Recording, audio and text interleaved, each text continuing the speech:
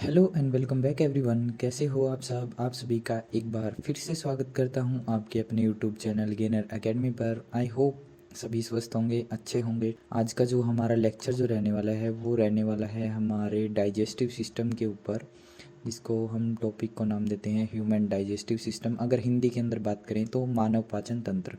मैंने ये जो वीडियो बनाया है, कोशिश की है कि हिंदी में भी इसको थोड़ा बहुत बताने का, ठीक है। और बाकी हम मोस्ट ऑफ तो ह्यूमन डाइजेस्टिव सिस्टम जैसे है तो उसको पूरा इंग्लिश के अंदर ही करने वाले हैं, लेकिन काफ़ी वर्ड्स मैंने इसके अंदर यूज़ किए हैं। लेकिन इसके अंदर मैं एक पीडीएफ प्रोवाइड करवा दूंगा जिसके अंदर सारे जो नेमिंग वगैरह हैं वो सारे हिंदी के अंदर आपको मिल जाएंगे, जो हिंदी मीडियम वाले बच्चे हैं उनके लिए, ठीक है।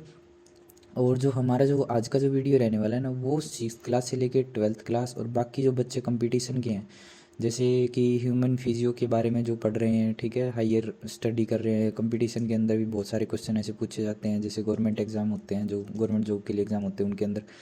उन सभी के प्रोस्पेक्टिव से मैंने इसको डिटेल के अंदर बनाया है और कुछ ऐसे पॉइंट सॉर्ट आउट किए हैं जो कि हर जगह पे आपके काम आने वाले हैं, ठीक है। वीडियो बहुत ही इंटरेस्टिंग रहने वाला है, जुड़े रहें हमारे साथ, पूरी वीडियो को ज़रूर देखें, ठीक है। चलते हैं नेक्स्ट। और हाँ, एक है छोटी सी रिक्वेस्ट समझ लो या फिर आपकी भलाई समझ लो, आपको साथ साथ में जो है इसके नोट्स ज़रूर प्रिपेयर कर लेने हैं, ताकि आपको बार बार वीडियो देखकर और उस चीज़ में ना टाइम ख़राब करना पड़े और आप नोट्स रीड करने में ज़्यादा ध्यान दें उस टाइम, ठीक है। आप एक बार ही नोट्स इसके साथ साथ में प्रिपेयर कर लीजिएगा। सबसे पहले तो हमको यही पता होना चाहिए ना कि डाइजेस्टिव सिस्टम होता क्या है, डाइजेशन क्या चीज़ होती है।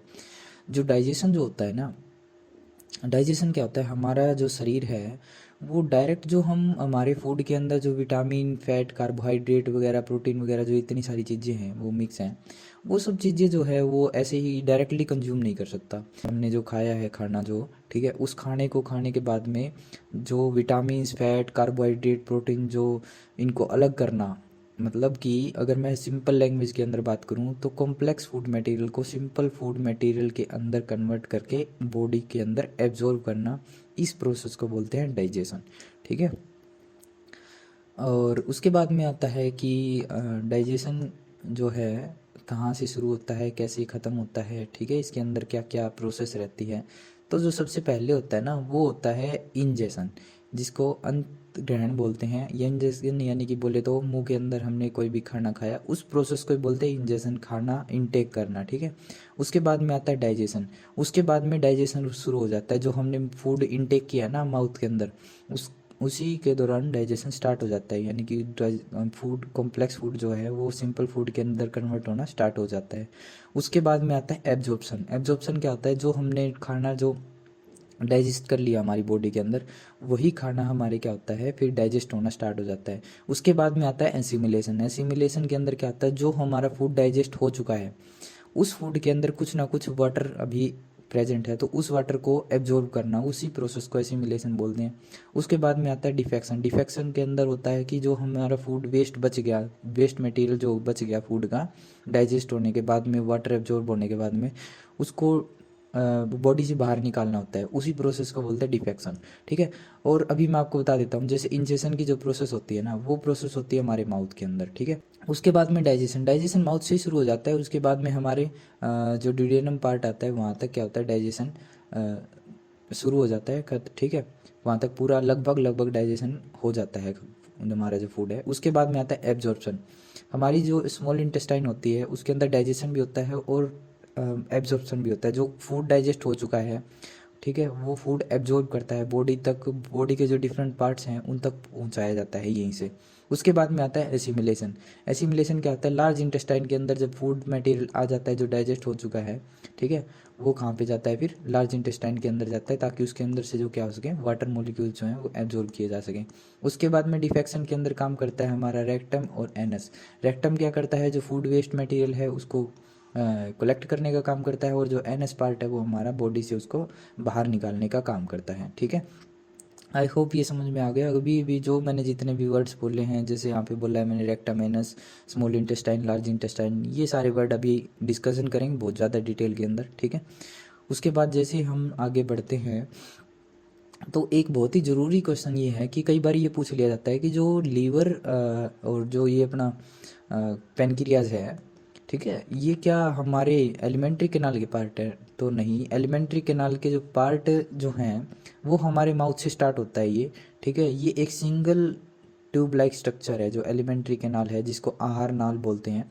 ठीक है। इसके अंदर डाइजेशन क्या है, यहाँ से शुरू हो जाता है, उसके बाद में ये वाला रीजन आता है, और ये स्टमक भी इसी के अंदर आता है। स्टमक के बाद में आता है हमारा डिडोनम, फिर स्मॉल इंटेस्टाइन, उसके बाद में आता है ये हमारा लार्ज इंटेस्टाइन, फिर रेक्टम, फिर एनस। सिर्फ यही पार्ट जो है हमारा एलिमेंट्री कैनाल के अंदर आता है। ठीक है। उसके अलावा जो ये लीवर है और जो ये पैनक्रियाज है, ये दोनों डाइजेस्टिव ग्लैंड्स हैं हमारी बॉडी के अंदर, डाइजेशन के अंदर हेल्प करती हैं ये ग्लैंड्स। ठीक है।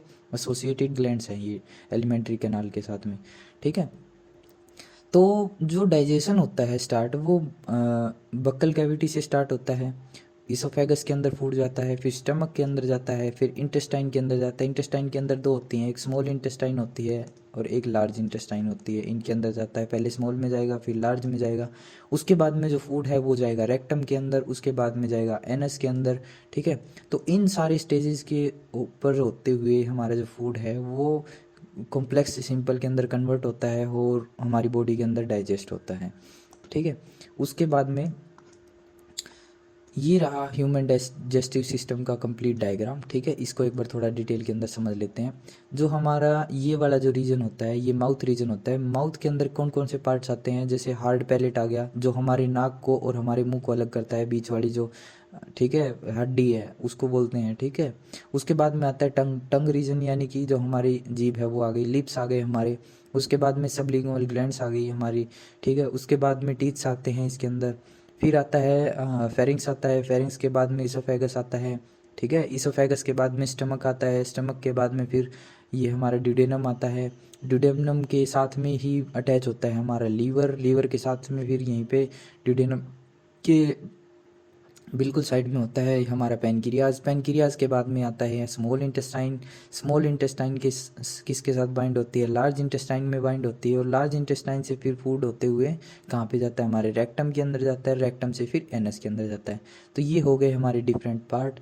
ठीक है। अब बहुत सारे बच्चों को ये सारे जो डाइजेस्टिव सिस्टम का डायग्राम में बनाने में काफ़ी प्रॉब्लम होती है, तो मैं एक बार थोड़ा सा यहाँ पे जनरली बना के दिखा देता हूँ। सबसे पहले अपने को बनाना है माउथ रीजन, जैसे ये बनाया मैंने। ठीक है।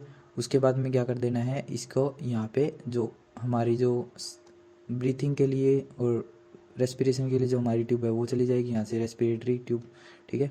उसके बाद में हमको स्टमक बना लेना है। स्टमक बनाने के बाद में हमको क्या करना है, पैनक्रियाज बना देना है इसी के साइड में यहाँ पे ऐसे। ठीक है। पैनक्रियाज के बाद में हमको यहीं पे क्या बना देना है, लीवर बना देना है इसको, बिल्कुल ऐसे ही। ठीक है। ये लीवर बन गया। ठीक है। लीवर और ये पैनक्रियाज दोनों यहाँ पे एक ही ट्यूब के अंदर ओपन होते हैं। ठीक है। ड्यूडेनम। उसके बाद में यहाँ से क्या कर लेते हैं, लार्ज इंटेस्टाइन को बना देते हैं। ठीक है। जैसे देख लो, बहुत आसान है। ये मैंने लार्ज इंटेस्टाइन बना दिया, ये देखो। ठीक है। उसके बाद में यहाँ पे रेक्टम बना देना है। रेक्टम के बाद में यहाँ पे एनस बना देना है। ठीक है। और यहाँ पे फिर बना देने स्मॉल इंटेस्टाइन को ऐसे, बिल्कुल ये देखो। ठीक है। बस ये डाइजेस्टिव सिस्टम है। इसके अंदर क्या करना है, माउथ हो गया, इसोफेगस हो गया, फेरिंग्स आता है यहाँ पे, फेरिंग्स रीजन ही होता है। उसके बाद में इसोफेगस आ गया यहाँ से यहाँ तक का। उसके बाद में स्टमक आ गया, स्टमक के बाद में ड्यूडेनम आ गया, ड्यूडेनम के बाद में यहाँ पे लीवर, फिर पैनक्रियाज, फिर उसके बाद में स्मॉल इंटेस्टाइन, स्मॉल इंटेस्टाइन के बाद में लार्ज इंटेस्टाइन, फिर आता है रेक्टम, रेक्टम के बाद में एनस। बस इतनी सी बात है। ठीक है। इन सभी पार्ट को हम डिटेल के अंदर अभी समझ लेते हैं। ठीक है। अब जैसे सबसे पहले तो आप ये सोच रहे होंगे कि जो हमारा डाइजेस्टिव सिस्टम डायग्राम के अंदर दिख रहा है इतना सिंपल सा होता होगा हमारे शरीर के अंदर, लेकिन ये नहीं होता ऐसा। जैसे एक काफ़ी सारे बच्चों का ये सवाल होता है कि सर ये जो हमारी बॉडी के अंदर जो ये सारे पार्ट्स होते हैं, जैसे रेस्पिरेशन के लिए रेस्पिरेटरी जो पार्ट होते हैं, ऑर्गन्स होते हैं, हार्ट होता है सर्कुलेटरी सिस्टम के अंदर, डाइजेशन के लिए ये सारी चीज़ें होती है। सर होती अरेंजमेंट कैसी है, कुछ ऐसी ऐसी होती है भाई, ये देखो। ठीक है। यहाँ पे जो हमारा ये नेक रीजन हो गया। ठीक है। उसके बाद में कुछ ऐसे ऐसे हमारा जो यहाँ पे ये रीजन हो गया, ये वाला। ठीक है। ये ऐसे होता है, देखो ये हमारे हाथ हो गए। तो ये यहाँ पे लंग्स हो गए हमारे, लंग्स के यहाँ पे देखो ऐसे ऐसे हड्डियाँ होती हैं। ठीक है। ये हड्डियों से कवर होता है पूरा। इन लंग्स के बिल्कुल बीच के अंदर जो जगह होती है उसके अंदर हार्ट सिचुएटेड होता है। उसके बाद में देखो यहाँ पे स्टमक आ गया, स्टमक के जस्ट नीचे पैनक्रियाज, यहाँ पे लीवर आ गया, फिर उसके बाद में small intestine, large intestine, rectum. ठीक है। जैसे ये देखो। ठीक है। ये देखो ऐसे, बिल्कुल ऐसे। तो ये क्या हो गया, हमारी बॉडी के अंदर ऑर्गन्स रहते हैं। लेकिन ये जितना सिंपल दिख रहा है ना उतना सिंपल होता नहीं है हमारी बॉडी में।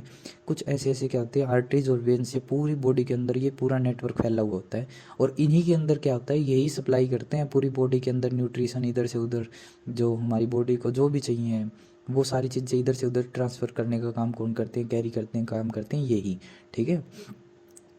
तो कुछ ऐसा ऐसा नेटवर्क आपको जो है देखने को मिलता है। ये तो बहुत ही सिंपल सा डायग्राम है, ठीक है, समझाने के लिए बहुत सिंपल बनाया जाता है, लेकिन एक्चुअल में होता है ऐसे है, ठीक है। हो सकता है इससे भी ज़्यादा कॉम्प्लेक्स हो, कई सारे ऑर्गन इसके अंदर डिस्कशन ना किए गए हों। उसके बाद में हम नीचे चलते हैं। सबसे पहले हम बक्कल कैविटी के बारे में बात कर लेते हैं। बक्कल कैविटी के अंदर हमारा माउथ रीजन आता है। माउथ रीजन के अंदर आते हैं हमारे अपर लिप्स आते हैं, लोअर लिप्स आते हैं। लिप्स का काम क्या होता है, जो हमने फूड इनटेक किया उसको बाहर निकलने से रोकने का काम करते हैं, ठीक है। उसके बाद में लिप्स के अंदर क्या होते हैं, उसके नीचे, उसी के नीचे क्या होता है, ये वाला जो रीजन होता है, ये वाला रीजन, इसको बोलते हैं सुपीरियर लेबियल फर्निलम बोलते हैं, इसको बोलते हैं इन्फीरियर लेबियल इन्फर्निलम। और उसके बाद में आता है वेस्टिब्यूल्स, ये जो होते हैं ये वाले, ये वेस्टिब्यूल्स होते हैं, ठीक है। उसके बाद में ये आता है हार्ड पैलेट, ठीक है, जो कि नाक को और हमारे माउथ को अलग करता है। उसके बाद में सॉफ्ट पैलेट आता है, जहाँ पे जो हमारा माउथ और नोज़ का जो रीजन होता है, ठीक है, वो वहाँ पे कनेक्ट होना स्टार्ट हो जाता है। उसके बाद में हमारे माउथ के अंदर आते हैं हमारे टीथ और स्लाइवरी ग्लैंड्स होती हैं। देखो जैसे आपको ये दिख रही होंगे यहाँ पे छोटे छोटे पोर टाइप दिख रहे होंगे, ठीक है, ये सलाइवरी ग्लैंड्स के ही पोर हैं, ठीक है। उसके बाद में यूल आता है हमारी बॉडी के अंदर और टंग रीजन आता है, ठीक है। तो ये सारे रीजन हमारे माउथ के अंदर आते हैं, ठीक है। लेकिन बेसिक हम इसके अंदर जिक्र करेंगे टीथ का और हमारी टंग का और सलाइवरी ग्लैंड्स का, क्योंकि मेन रोल यही प्ले करती हैं हमारी माउथ के अंदर, ठीक है। हम सिर्फ और सिर्फ अभी माउथ का ही पढ़ रहे हैं, तो अभी माउथ के 3 पार्ट अभी डिस्कशन कर लेते हैं कि इनके अंदर क्या होता है।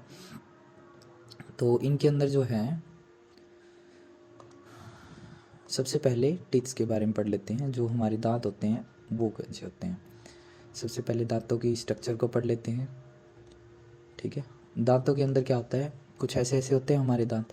और जो ये जो रीजन है, ये वाला जो रीजन है, जो हमारे जा रीजन होता है, जिसको हम अपने जबड़े बोलते हैं, वो जो है हमारी हड्डी से मिलकर बनते हैं। तो ये जो रीजन है, ये वाला देखो, ये हड्डी है, ये बोन रीजन है, ठीक है।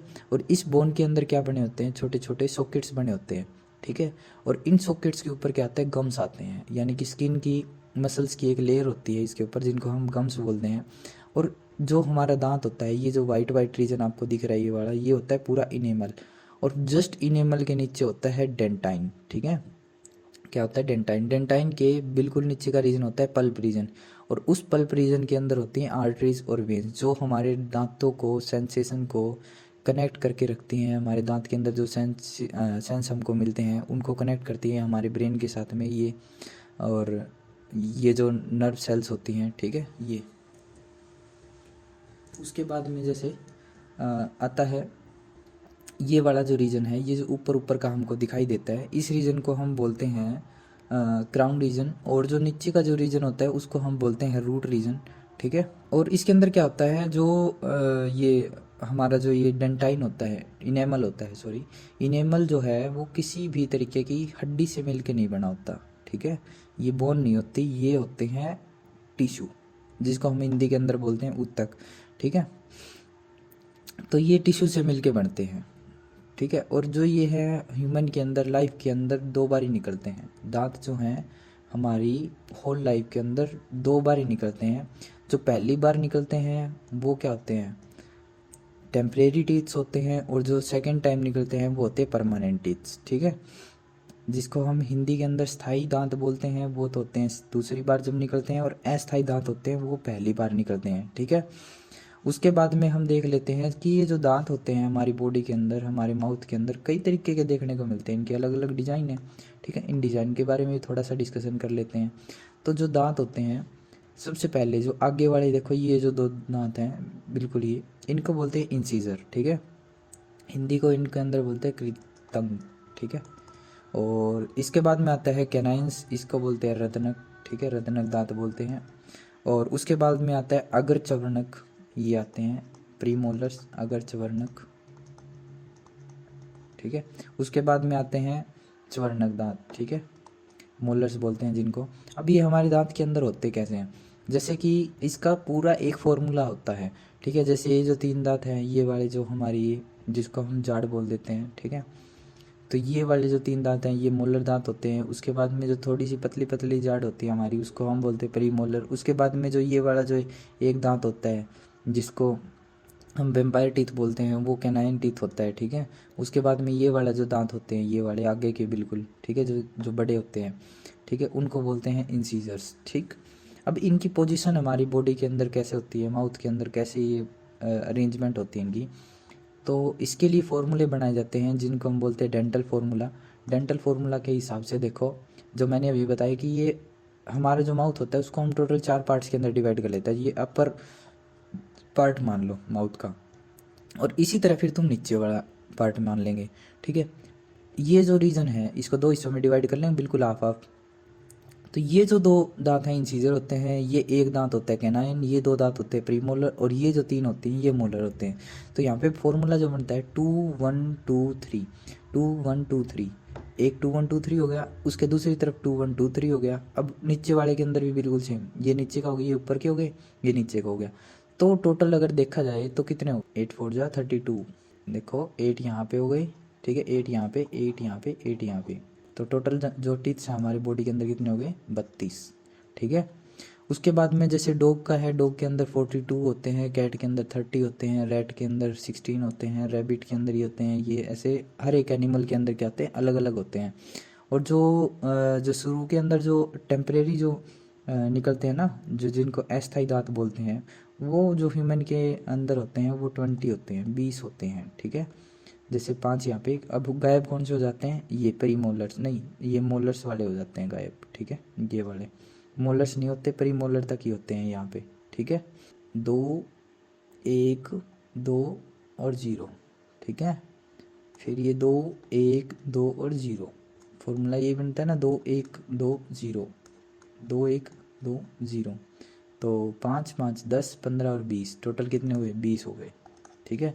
एडल्ट्स के अंदर कितने हुए, 32, और जो टेम्परेरी निकलते हैं वो 20 होते हैं, ठीक है। और ये सारे रहे लिस्ट आपके सामने, जो जो अलग अलग एनिमल्स के अंदर टीथ्स प्रेजेंट होते हैं, ठीक है।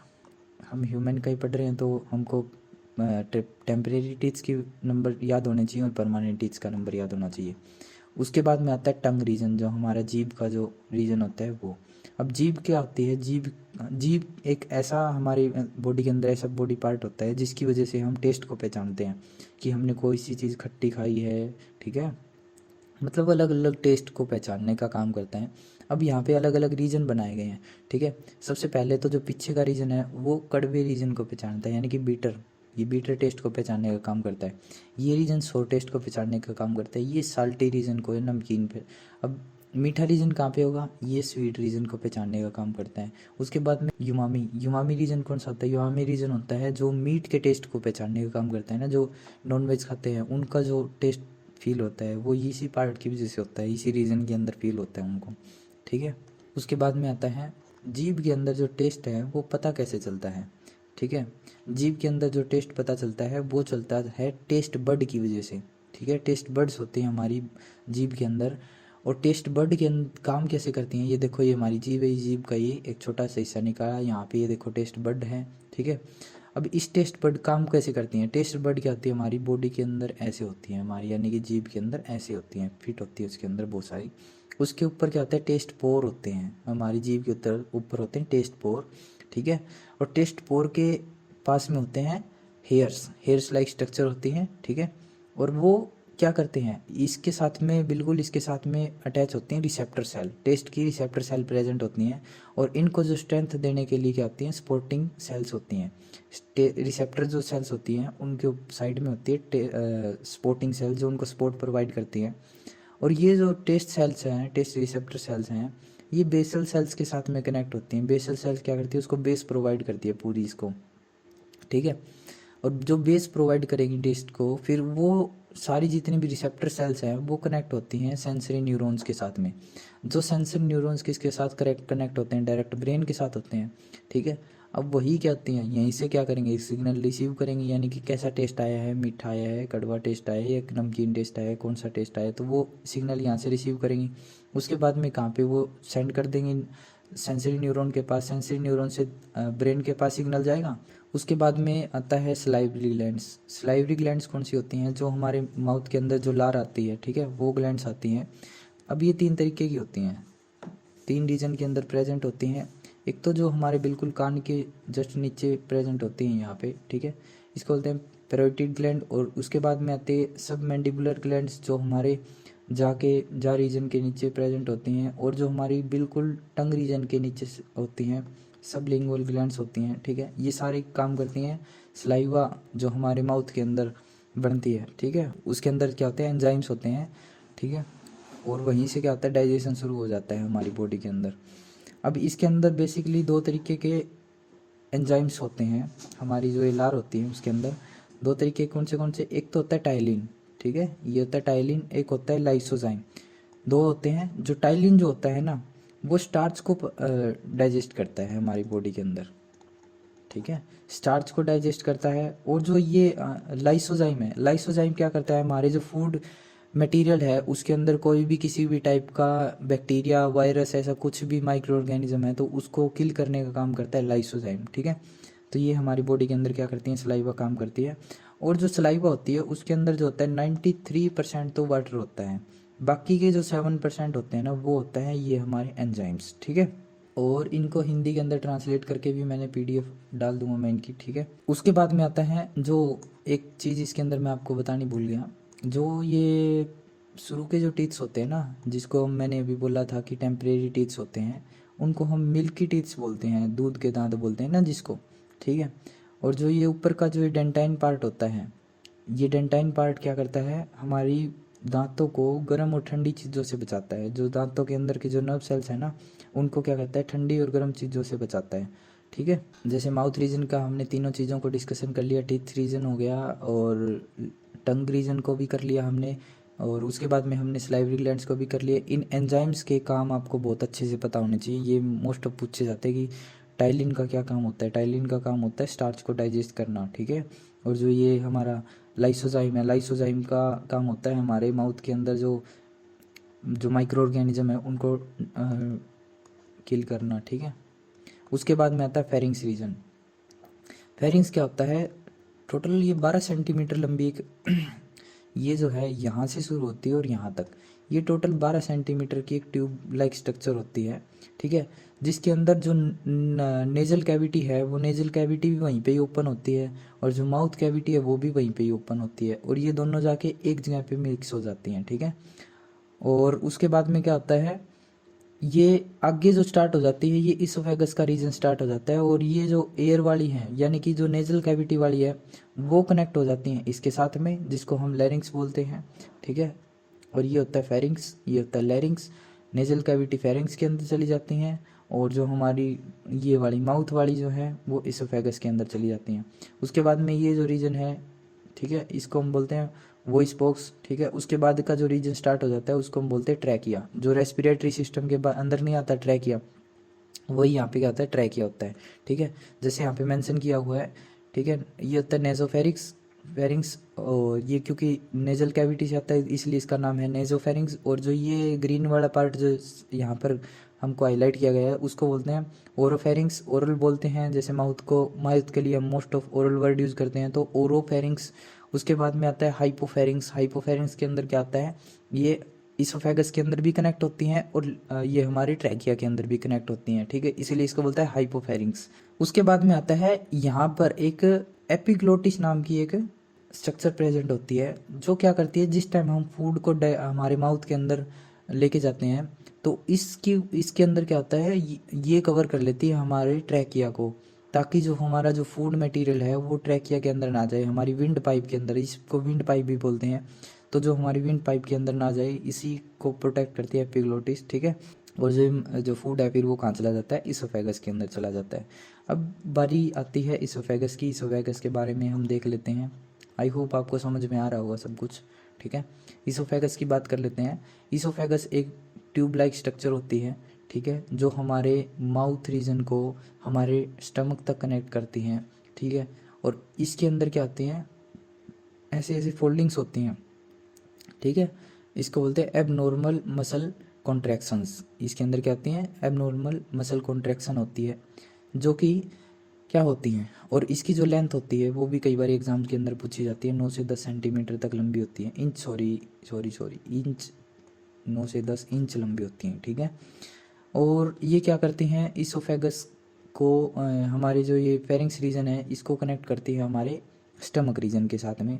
और इसके अंदर होता है कॉन्ट्रैक्शन, ठीक है, एबनॉर्मल कॉन्ट्रैक्शन होती है। और फूड जो है यहाँ पे अगर आएगा, जैसे इसमें आगे दिखा रखा है मैंने, ठीक है, फूड कैसे जाता है। और हाँ, एक मेन बात यह है कि कई बार पूछा जाता है क्या इसोफेगस के अंदर डाइजेशन होता है, तो इसका जवाब है नहीं, क्योंकि इसोफेगस के अंदर कोई भी डाइजेशन नहीं होता। ये सिर्फ कनेक्टिंग ट्यूब है जो हमारे माउथ रीजन को स्टमक तक कनेक्ट करती हैं, पहुंचाती है फूड को, ठीक है। और जो ये जो है ना, ये यहाँ पे जो ये कॉन्ट्रैक्शन चल रही है, फूड पहले यहाँ पे आया, फिर उसके बाद में पीछे से कॉन्ट्रैक्ट हो गया, आगे से ओपन होगी, फिर यहाँ पे आगे चला गया फूड, यहाँ से कॉन्ट्रैक्ट होगी, फिर आगे से खुल गई, ठीक है।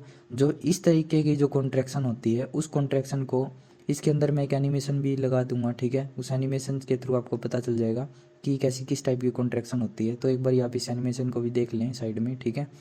तो कुछ ऐसी ऐसी कॉन्ट्रैक्शन होती है, इसी प्रोसेस के थ्रू ये फूड को हमारे स्टमक तक पहुंचाती है। उसके बाद में बारी आती है स्टमक रीजन की, ठीक है। स्टमक रीजन के अंदर क्या होता है, जो इसकी जो लेंथ होती है ये यहाँ से और यहाँ तक, ठीक है, इसकी जो लेंथ होती है 30 सेंटीमीटर तक होती है, ठीक है। और इसका जो पीएच होता है, इसकी जो पीएच वैल्यू होती है वो 1.5 टू 3.5 तक होती है, ठीक है, 1.5 टू 3.5 तक होती है। और इसके अंदर जो हमारा फूड है 4 घंटे तक रहता है, इसी रीजन में रहता है हमारा फूड 4 घंटे तक, ठीक है। और इसकी अंदर की जो वाल्स होती हैं, ये वाली जो वाल्स होती है, इनके अंदर होती हैं एपिथेलियल सेल्स, जैसे दिख रहा होगा आपको, एपिथेलियल सरफेस एपिथेलियल सेल्स होती हैं, ठीक है। और इन्हीं एपिथेलियल सेल्स के अंदर क्या होती हैं, गैस्ट्रिक ग्लैंड्स बनी हुई होती हैं। क्या होती हैं, गैस्ट्रिक, ये एपिथेलियल सेल्स जो है क्या बनाती है, गैस्ट्रिक ग्लैंड्स बनाती हैं। जो गैस्ट्रिक ग्लैंड क्या करती हैं, गैस्ट्रिक जूस हमारे डाइजेशन इसके अंदर स्टमक के अंदर सिक्रीट होता है, ठीक है। और वही क्या करता है, हमारे फूड को ब्रेक डाउन के अंदर काम करता है।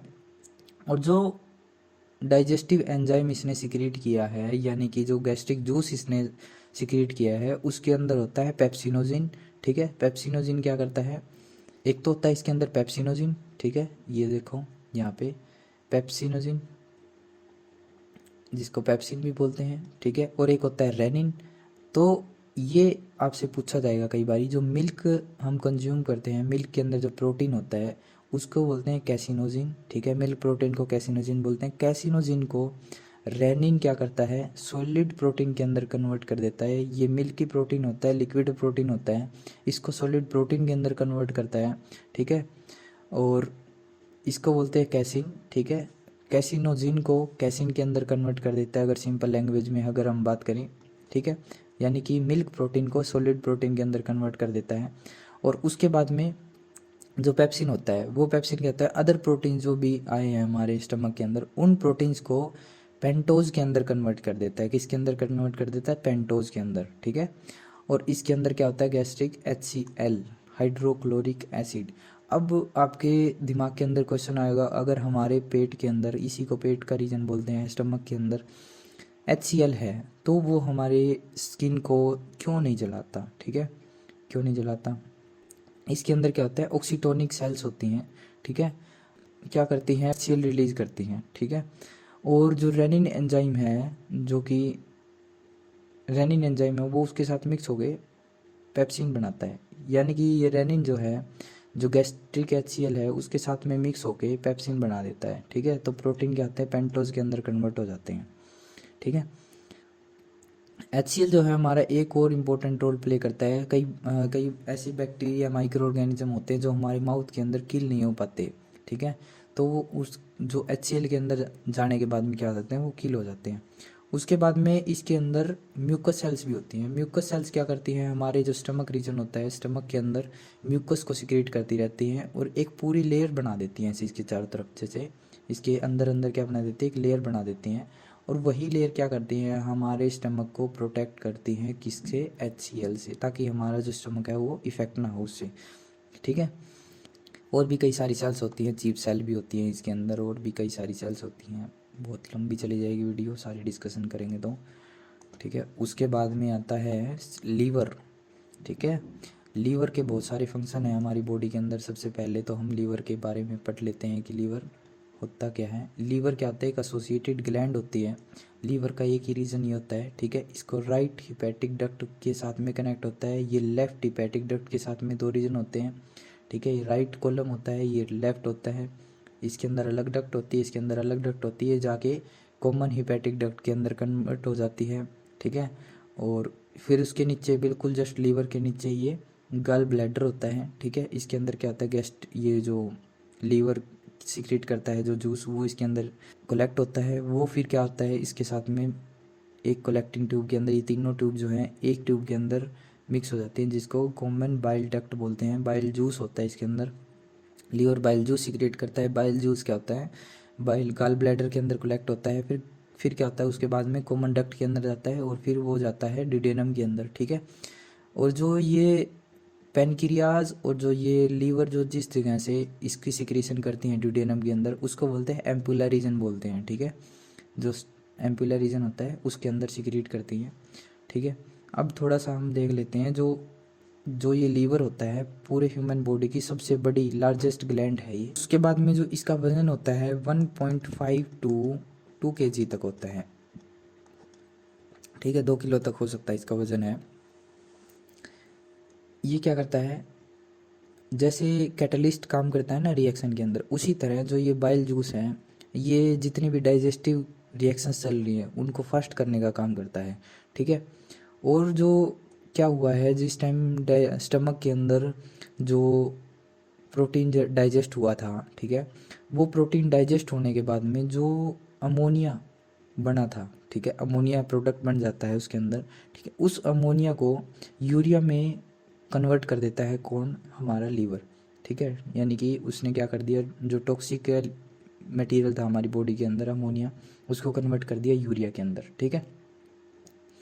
और जो प्रोटीन की जो मैक्सिमम जो क्वांटिटी है उसको कार्बोहाइड्रेट में कन्वर्ट कर देता है, ठीक है। लीवर क्या कर देता है, प्रोटीन को मैक्सिमम जो क्वालिटी है उसको कार्बोहाइड्रेट में कन्वर्ट कर देता है। कार्बोहाइड्रेट जो है किसके अंदर हेल्प करता है, कार्बोहाइड्रेट करता है ग्लाइकोजन, ग्लूकोज जो है उसको ग्लाइकोजन के अंदर कन्वर्ट करने का काम करता है। हमारी बॉडी के अंदर क्या होती है, ग्लूकोज होती है। कई बार बॉडी को एनर्जी की ज़रूरत नहीं होती, तो जो हमारी ग्लूकोज है वो ग्लाइकोजन के अंदर कन्वर्ट हो जाती है। यानी कि इसके अंदर अगर पीछे नीचे स्लाइड लिया हुआ तो मैं आपको ज़रूर दिखा देता हूँ एक बारी, हाँ जैसे ये, ठीक है। अभी ये क्या हुआ, हमारी बॉडी को जैसे ग्लूकोज की ज़रूरत है, ठीक है, जैसे ग्लूकोज की ज़रूरत है, तो वो ग्लूकोज क्या है, कन्वर्ट होती है ग्लाइकोजन में और लीवर के अंदर स्टोर होती हैं, ठीक है। उसके लिए कार्बोहाइड्रेट्स की ज़रूरत पड़ती है। तो ये क्या करता है, जो प्रोटीन डाइजेस्ट हुआ है उस प्रोटीन को, ठीक है, कन्वर्ट कर देती है किसके अंदर, कार्बोहाइड्रेट के अंदर, और वही कार्बोहाइड्रेट हेल्प करती है ग्लूकोज को ग्लाइकोजन के अंदर कन्वर्ट होने के अंदर, ठीक है। और जो ये जो ग्लाइकोजन है किसके अंदर स्टोर होता है, हमारे स्टमक के अंदर कौन सी सेल्स होती हैं, हिपैटिक सेल्स होती हैं। कौन सी सेल होती हैं, हिपैटिक सेल्स, ठीक है, हिपैटिक सेल्स होती हैं, ठीक है। उनके अंदर क्या हो जाती हैं, स्टोर हो जाती हैं। और उसके बाद में जब भी हमारी बॉडी को ग्लूकोज की ज़रूरत होती है तो ग्लाइकोजन जो है, जो हिपैटिक सेल्स के अंदर स्टोर हुआ है, वो ग्लाइकोजन को ग्लूकोज के अंदर कन्वर्ट कर देती है, ठीक है। और उसके बाद में इसका सिक्रीशन कर देती हैं, फिर हमारी बॉडी को एनर्जी मिलना स्टार्ट हो जाती है, ठीक है। अब जो ये है हमारा जो ह्यूमन ब्लड है, ह्यूमन ब्लड के अंदर फाइब्रिनोजिन नाम का एक एंजाइम सिक्रेट करता है। कौन सा एंजाइम, फाइब्रिनोजिन, ठीक है, ये बहुत ही इंपॉर्टेंट है, ठीक है।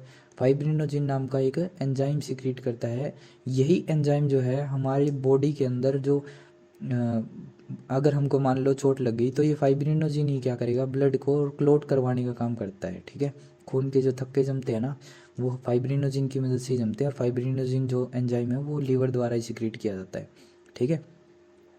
लेकिन हमारी बॉडी के अंदर कभी सोचा है हमारी बॉडी के अंदर खून क्यों नहीं मतलब जमता, ठीक है, क्योंकि ये एक एंजाइम और भी सिक्रेट करता है। लीवर एक तो फाइब्रिनोजिन करता है, जो बॉडी के अगर कट वगैरह लग जाता है तो फाइब्रिनोजिन क्या कर देता है, क्लोट बना देता है। लेकिन एक एंजाइम और भी सिक्रेट करता है बॉडी के अंदर, जिसको बोलते हैं हिपैरिन। क्या बोलते हैं, हिपैरिन, ठीक है। हिपैरिन क्या करता है, हमारी बॉडी के अंदर जो भी हमारा ब्लड है उसको क्लोट होने से रोकता है, ठीक है।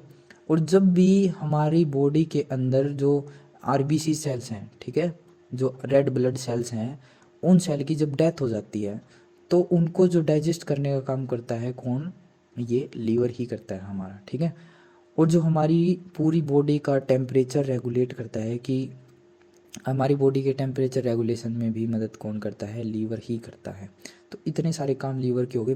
पूछ सकते हैं आपके क्वेश्चन पेपर में आ सकता है कि इपेरिन का काम बताओ, इपेरिन कौन सिक्रीट करता है, ठीक है। हमारी बॉडी के अंदर जो है, हमारी बॉडी के अंदर खून क्यों नहीं जमता, ठीक है, इपेरिन की वजह से नहीं जमता। तो बहुत ऐसे ऐसे क्वेश्चन आपके सामने पूछे जा सकते हैं। और जो ये जो टॉपिक है ना, ये तो जो मास्टर्स डिग्री कर रहे हैं उनके सिलेबस के अंदर भी ये टॉपिक बहुत ही डिटेल के अंदर आया हुआ है। बिल्कुल सेम आपको ऐसा देखने को मिलेगा। अगर आपने ये यहाँ से भी कर लिया ना तो काफ़ी आपको हेल्प मिल जाएगी उसके अंदर, ठीक है। उसके बाद में जैसे हम आगे चलते हैं तो गाल ब्लैडर की बात कर लेते हैं, ठीक है। गाल ब्लैडर ये वाला रीजन होता है, ये वाला, जैसे हमने भी देखा था पीछे, ये गाल ब्लैडर होता है, ठीक है। ये एक बिल्कुल पाउच के जैसी स्ट्रक्चर होती है। इसके अंदर जो गाल ब्लैडर के अंदर जो है जो बाइल जूस जो आया है, बाइल जूस इसके अंदर इकट्ठा होता है, ठीक है। और ये कहाँ पे जाता है, ये ड्यूडेनम के अंदर जाता है, यहीं से मैंने बता दिया था, ठीक है। ये एक बिल्कुल ही रिफ्लेक्स एक्शन होता है, ये जो होता है ना, ये रिफ्लेक्स एक्शन होता है, ये बिल्कुल एकदम से होता है ये, ठीक है। ऐसे नहीं कि आ रहा है फिर उसके बाद फूड आ रहा है फिर ये जा रहा है, ऐसे नहीं होता, ये बिल्कुल रिफ्लेक्स है, एकदम से होगा ये, ठीक है। और जो इसका जो पीएच होता है वो होता है 7.7। इसका जो पीएच वैल्यू होता है वो 7.7 होता है। और जो हमने पीछे स्टमक का पीएच देखा था 1.3 से 3 पीएच होता है उसका, ठीक है, 1.5 से 3 तक, ठीक है।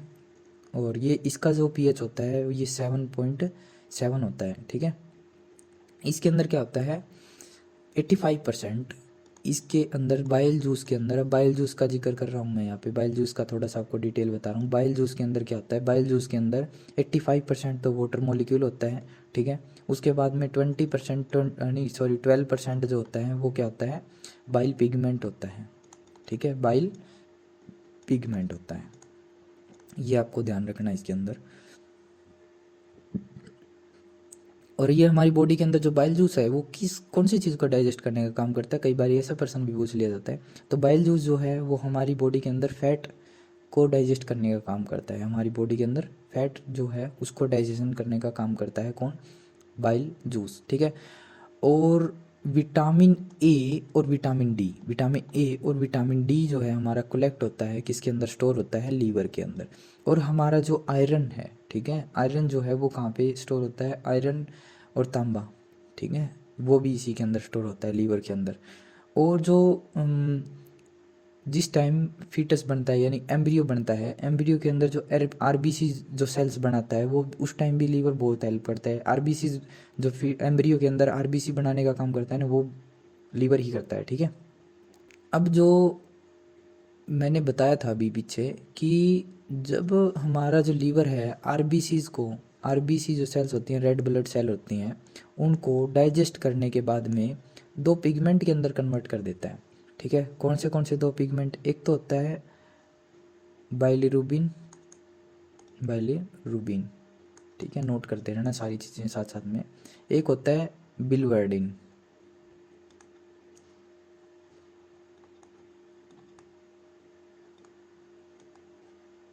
ठीक है। ये दो एंजाइम क्या करता है हमारी बॉडी के अंदर सिक्रीट करता है, ठीक है, आरबीसीज को डाइजेस्ट करने के बाद में, ठीक है। और अगर हमारी बॉडी के अंदर बाइलिरुबिन ज़्यादा सिक्रीट होना स्टार्ट हो गया, यानी कि हमारी आरबीसी सेल्स किल होना स्टार्ट होगी, तो उतना ही इनको डाइजेस्ट करना शुरू कर देगा। और जितनी ज़्यादा फिर क्वांटिटी किसकी बनेगी, बाइलिरुबिन की बनेगी। तो जब बाइलिरुबिन की क्वांटिटी अगर बढ़ गई हमारी बॉडी के अंदर, तो उसकी वजह से एक प्रॉब्लम होती है, एक डिजीज़ होती है, ठीक है। उसका नाम है, हमारी बॉडी का कलर जो है येलो होना स्टार्ट हो जाता है। कैसा होना स्टार्ट हो जाता है, येलो। तो जब हमारी बॉडी येलो होना स्टार्ट हो जाती है, ठीक है, उसको बोलते हैं पीलिया, ठीक है, पीलिया, पीलिया हो जाता है, ठीक है। और इसका नाम दूसरा नाम है जॉन्डिस। ये बहुत ही इंपॉर्टेंट है, लीवर के बारे में काफ़ी कुछ आपको देखने को मिल सकता है इस वीडियो के अंदर, ठीक है। तो आप लीवर का बहुत सारे पॉइंट आप लिख सकते हैं। उसके बाद में जो ये बाइल जूस है, विटामिन के, विटामिन के एब्जॉर्प्शन में भी हेल्प करता है। ठीक है, विटामिन के एब्जॉर्प्शन में भी कौन हेल्प करता है? ये बाइल जूस ही हेल्प करता है। ठीक है, जो कि हमारा लीवर सिक्रीट करता है। तो बहुत सारे काम हो गए। अब हमारी कई बारी एक दिक्कत हो जाती है कि जो गॉल ब्लैडर होता है इसके अंदर स्टोन बनना स्टार्ट हो जाती है, पथरी बोलते हैं जिसको। उस पथरी को निकालने के लिए लिथोट्रिप्सी नाम की एक थेरेपी दी जाती है। ठीक है, जिसके अंदर क्या होती है, अल्ट्रासोनिक वेव्स की, अल्ट्रासोनिक जो रेडिएशन होती है उसके थ्रू इनको तोड़ के बाहर निकाला जाता है डाइजेस्टिव सिस्टम से। बहुत ही डेंजरस होती है। ठीक है, बहुत ज़्यादा पेन करने वाली होती है, बहुत पेनफुल होती है। इसके अंदर जो स्टोन होती है, पथरी होती है वो। ठीक है, और ये पेनक्रियाज के अंदर क्या करती हैं? पेनक्रियाज के अंदर ये क्या करती हैं यहाँ पे, कि ये लाइपेज एंजाइम को, ये बाइल जूस क्या करता है, पेनक्रियाज के अंदर लाइपेज एंजाइम होता है उसको एक्टिव करने का काम करती है। ठीक है, उसको एक्टिव करने का काम कौन करता है? बाइल जूस करता है। ठीक है, और फिर ये एम्पुलर रीजन के अंदर, ड्यूडेनम के एम्पुलर रीजन के अंदर क्या होती हैं, उस पूरे जूस को सिक्रीट कर देती हैं। ठीक है, इसके बाद हम बात कर लेते हैं जो हमारी बॉडी के अंदर होता है पेनक्रियाज, यानी कि लीवर के बाद आता है पेनक्रियाज एसोसिएट ग्लैंड जो है, जिसको हिंदी के अंदर हम अग्नाशय भी बोलते हैं। तो ये जो है हमारी ह्यूमन बॉडी की दूसरी सबसे बड़ी ग्लैंड मानी जाती है। ठीक है, और इस ग्लैंड की एक सबसे खास बात ये है जो इसको बहुत ही अलग बनाती है दूसरी ग्लैंड से, कि ये एंडोक्राइन ग्लैंड की तरह भी काम करती हैं और एक्सोक्राइन की तरह भी काम करती हैं। ठीक है, अब जो एंडोक्राइन ग्लैंड्स होती हैं और एक्सोक्राइन ग्लैंड, दो टर्म्स मैंने बोल लिए, लिख देता हूँ आपके सामने, एंडोक्राइन, ठीक है, और एक्सोक्राइन। ये दो टाइप की ग्लैंड्स होती हैं हमारी बॉडी के अंदर। ठीक है, जो एंडोक्राइन ग्लैंड्स होती हैं वो क्या करती हैं, एक ऐसी ग्लैंड होती है जो हार्मोन सिक्रीट करती है, उसकी एक्शन साइट वही होती है जहाँ पे वो सिक्रीट करती है, यानी कि इसके अंदर डक्ट्स नहीं होती है, डक्ट के अंदर अपने हार्मोन्स रिलीज नहीं करती। ठीक है, और एक्सोक्राइन ग्लैंड क्या होती हैं, डक्ट के अंदर रिलीज करती हैं अपने हार्मोन्स, और इनकी एक्शन साइट जो होती है वो कहीं दूर होती है। लेकिन जो पेनक्रियाज के केस में होता है ना, इसके अंदर डक्ट भी होती है प्रेजेंट, और ये डक्ट के अंदर हार्मोन भी रिलीज करती हैं और डक्ट के अंदर अदर सब्सटेंस भी रिलीज करती हैं। लेकिन जो एक्शन साइट होती है ना वो होती है इनके बहुत ही पास, यानी कि जहाँ पे इन्होंने सिक्रीट किया है वहीं पे एक्शन साइट होगी। तो इस ये जो चीज़ है इसको दोनों तरीके की ग्लैंड बना देती है। ठीक है, अब जो हिंदी के अंदर बात करें तो एंडोक्राइन को हम बोलते हैं अंतस्रावी ग्रंथि, और दूसरी वाली जो एक्सोक्राइन ग्लैंड है इसको हम बोलते हैं बाह्य स्रावी ग्रंथि। ठीक है, अब जो हमारी जो ये पेनक्रियाज होता है, इस पेनक्रियाज के अंदर वेसल्स होती हैं कुछ इस टाइप की। ठीक है, और ये जाके एक कलेक्टिंग डक्ट के अंदर कन्वर्ट हो जाती है, और ये जो कलेक्टिंग डक्ट है ये जाके ड्यूडेनम के अंदर कनेक्ट हो जाती हैं। ठीक है, जिसको हम पेनक्रियाटिक डक्ट बोलते हैं, जो चीज़ है इसको हम बोलते हैं पेनक्रियाटिक डक्ट। ठीक है, और ये यहाँ पे ड्यूडेनम के अंदर क्या होती है, रिलीज होती हैं, यानी कि ओपन होती हैं, और यहीं पे अपना सिक्रीशन करती हैं। ठीक है, अब जो ये पेनक्रियाज जो है ये क्या करता है, कंप्लीट डाइजेस्टिव जूस रिलीज करता है, जिसको हम बोलते हैं complete digestive juice. Complete digestive juice इसलिए बोलते हैं क्योंकि फूड का ऑलमोस्ट डाइजेशन इसी के बाद कंप्लीट होता है। ठीक है, और जो इसका जो कंप्लीट डाइजेस्टिव जूस होता है इसका जो पीएच वैल्यू होती है 7.5 से 8.3 तक होती है। उसके बाद में ये जो है कार्बोहाइड्रेट होता है हमारी बॉडी के अंदर, जो फैट होता है, ठीक है, और जो प्रोटीन होते हैं उन सभी के डाइजेशन के अंदर हेल्प करता है। इसी वजह से इसको क्या बोलते हैं, कंप्लीट डाइजेस्टिव जूस वाली ग्लैंड बोलते हैं। और ये कैसे करती हैं, क्योंकि इसके अंदर आइसोलेट ऑफ लैंगरहैंस होते हैं, जैसे ये आपको दिख रहा है इसको बोलते हैं आइसोलेट ऑफ लैंगरहैंस, इसके अंदर प्रेजेंट होते हैं। ठीक है, इनके अंदर क्या होती हैं, बंच ऑफ सेल्स होती हैं, डिफरेंट काइंड ऑफ सेल होती हैं। ठीक है, इसके अंदर अल्फा सेल्स होती हैं, बीटा सेल्स होती हैं, कई अदर सेल्स होती हैं, मतलब ठीक है, डेल्टा सेल होती हैं, बीटा सेल होती हैं, एफ सेल होती हैं, एक्सोक्राइन पेनक्रियाज वाली सेल्स होती हैं, और इन सभी का अलग अलग काम होता है बॉडी के अंदर। ठीक है, तो उस सभी इन जितनी भी सेल्स हैं इनके काम कई बार पूछ लिए जाते हैं कि कौन सी सेल, लैंगरहैंस सेल्स की कौन सी सेल्स क्या काम करती हैं।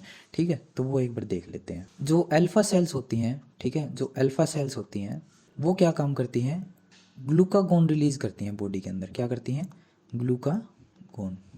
और जो बीटा सेल्स होती हैं हम इनके अंदर, बीटा सेल्स क्या करती हैं, इंसुलिन करती हैं। ठीक है, बॉडी के अंदर इंसुलिन के साथ में एमाइलिन भी करती हैं। उसके बाद में डेल्टा सेल्स होती हैं, वो क्या करती हैं, डेल्टा सेल्स सोमैटोस्टेटिन नाम का एक केमिकल सिक्रीट करती हैं। उसके बाद में आता है एप्सिलॉन सेल्स क्या करती हैं, ग्रेलिन नाम का एंजाइम रिलीज करती हैं। और उसके बाद रहेगी अपनी gamma cells, alpha beta gamma cells आ गई, ये क्या करती हैं, पैनक्रियाटिक पॉलीपेप्टाइड केमिकल्स रिलीज करती हैं। इसके अंदर क्या होता है, इंसुलिन का काम करती हैं, बीटा जो सेल्स रिलीज करती हैं इसको, जो इंसुलिन जो है ना वो बीटा सेल्स रिलीज करती हैं। ठीक है, अभी हमने देखा है बीटा सेल्स रिलीज करती हैं। इसकी जो बीटा सेल्स जो थी इसकी जो डिस्कवरी की थी वो किसने की थी, फ्रेडरिक बेटिंग ने की थी 1921 के अंदर। और 1922 के अंदर का जो इंसुलिन का जो फर्स्ट इंजेक्शन है 1922 के अंदर, 1922 के अंदर लियोनार्ड को, जो कनाडा से बिलोंग करते हैं, इनको इंसुलिन का इंजेक्शन दिया गया था। ठीक है, और जो है बॉडी के अंदर इंसुलिन की जो अगर डेफिशिएंसी हो जाती है, कमी हो जाती है, तो उसकी वजह से डायबिटीज़ नाम की बीमारी भी होती है, जिसको हम शुगर बोलते हैं, मधुमेह बोलते हैं। ठीक है, इंसुलिन जो है ग्लूकोज से, जब मैंने अभी बताया था ना पीछे कि जो लीवर है वो ग्लाइकोजन को ग्लूकोज में कन्वर्ट करता है, ग्लूकोज को ग्लाइकोजन में कन्वर्ट करता है, तो इंसुलिन जो है वो हेल्प करता है किसके अंदर, ग्लूकोज को ग्लाइकोजन में कन्वर्ट करने में।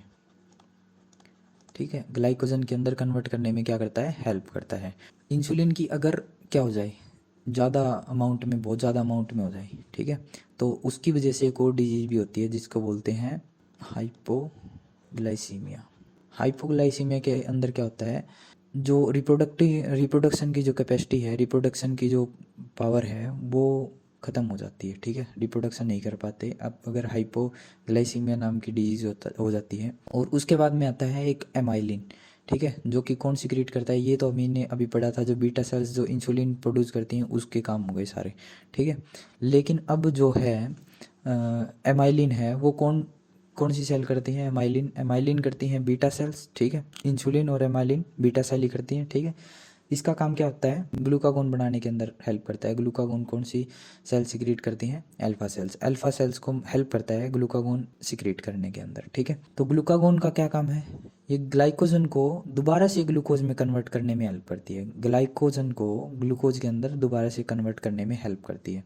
उसके बाद में मैंने बताई थी सोमैटोस्टेनिन नाम की जो केमिकल सिक्रीट करता है, कौन सी सेल्स करती हैं, डेल्टा सेल्स करती हैं। ठीक है, और ये क्या करती हैं, पॉलीपेप्टाइड हार्मोन होता है ये, जो कि फूड का जो एसिमिलेशन होता है उसके अंदर हेल्प करता है, फूड के एसिमिलेशन में हेल्प करता है। कौन सा, सोमैटोस्टेनिन, जो कि कौन सी सेल करती हैं, डेल्टा सेल करती हैं। ठीक है, उसके बाद में आता है ग्रेलिन। ग्रेलिन कौन सी सेल्स करती हैं, एप्सिलन सेल्स करती हैं ग्रेलिन। और ग्रेलिन जो है बहुत ही एक इम्पोर्टेंट क्वेश्चन है, ग्रेलिन जो सिक्रीट करती हैं, कौन सिक्रीट करती हैं, एप्सिलन सेल करती हैं, एप्सिलन सेल करती हैं।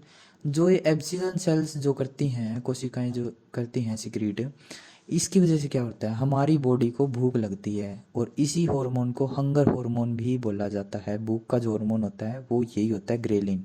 ठीक है, ये बहुत इंपॉर्टेंट पॉइंट है इसके अंदर। ग्रेलिन जो है ये एक इम्पोर्टेंट एंजाइम है जो हमें भूख लगने के अंदर मदद करता है, हंगर हार्मोन इसका नाम है। ठीक है, तो ये सभी सेल के बारे में हमने डिस्कशन कर लिया डिटेल के अंदर कि कौन सी सेल कौन सा हार्मोन रिलीज़ करती हैं। ठीक है, और उस हार्मोन का काम क्या होता है, पैनक्रियाज के अंदर जो सेल्स होती हैं। अब बात कर लेते हैं हम स्मॉल इंटेस्टाइन की।